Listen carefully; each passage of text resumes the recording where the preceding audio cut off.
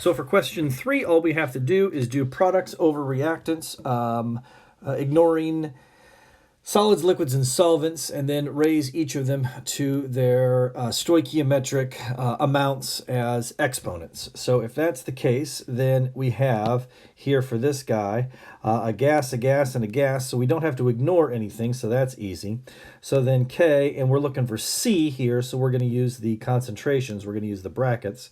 So it's going to be the concentration of the SO2 times the concentration of the Cl2, and there's a 1 and a 1 in front of there, so there's an invisible 1 and a 1 there. And then that's going to be divided by the concentration of the SO2 Cl2, again to the 1.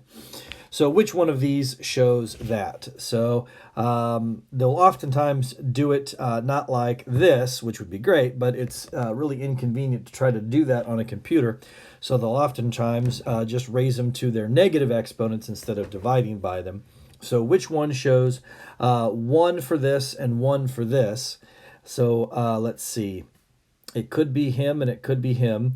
And it could be him and it could be him. It's definitely not him or him because they are showing them to the negative ones for those two. The negative ones, that would be, divided by. So it's definitely not those guys. And then we have to divide by the SO2Cl2, so that would be to the negative 1 here. And so this guy here, because he's on the bottom, would be the negative 1.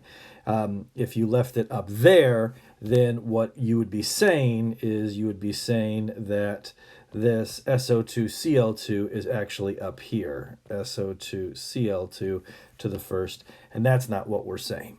The SO2Cl2 has to be in the bottom because it's a reactant. So it's products over reactants. So this pink one here is the negative one that is in the denominator there.